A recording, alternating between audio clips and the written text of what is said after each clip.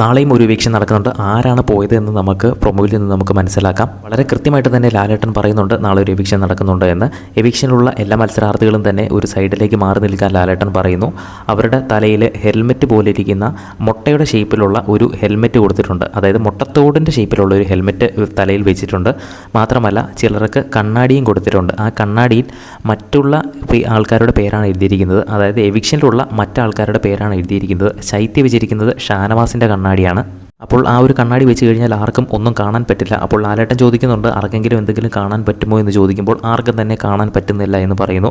അപ്പോൾ ലാലേട്ടൻ പറയുന്നു പക്ഷേ നിങ്ങളുടെ കൂട്ടത്തിൽ ഒരാൾക്ക് കാണാൻ പറ്റും, ഒരാൾക്ക് മനസ്സിലായി ആരാണ് ഈ ഒരു വീട്ടിൽ നിന്നും ഇന്ന് പുറത്തേക്ക് പോകുന്നത് എന്ന്. അപ്പോൾ അതാരാണ് എന്ന് രന പറയുന്നു എന്ന് പറയുന്നു. കാരണം രനയ്ക്കാണ് കാണാൻ പറ്റുന്നത് എന്ന് ലാലേട്ടൻ ഓൾറെഡി പറയുന്നുണ്ട്. ആ ഒരു പേര് പറഞ്ഞു കഴിയുമ്പോൾ തന്നെ അനു പൊട്ടിക്കരയുന്നുണ്ട്. ഇതൊന്നും അനു കരയണം എന്നുണ്ടെങ്കിൽ അത് ശൈത്യ തന്നെ ആയിരിക്കണം. ഓൾറെഡി ശരത്തും അനുമോളും അവിടെ ഇരിപ്പുണ്ട്. അപ്പോൾ അവരിയ്ക്കുമ്പോഴാണല്ലോ ഈ എവിക്ഷൻ നടക്കുന്നത്. അപ്പോൾ അവർ ഓൾറെഡി സേവ് ആയിരിക്കാം. അപ്പോൾ ശൈത്യ ആയിരിക്കാം മേ ബി എവിക്റ്റ് ആകുന്നത്. അതുകൊണ്ടായിരിക്കണമല്ലോ അനുമോൾ കരയുന്നത്. ഒരു ഗസ് മാത്രമാണ്. എല്ലാ ദിവസവും ആദ്യം തന്നെ നിങ്ങൾക്ക് പ്രൊമോ ലഭിക്കുന്നതിനായിട്ട് ചാനൽ ഒന്ന് സബ്സ്ക്രൈബ് ചെയ്യുക.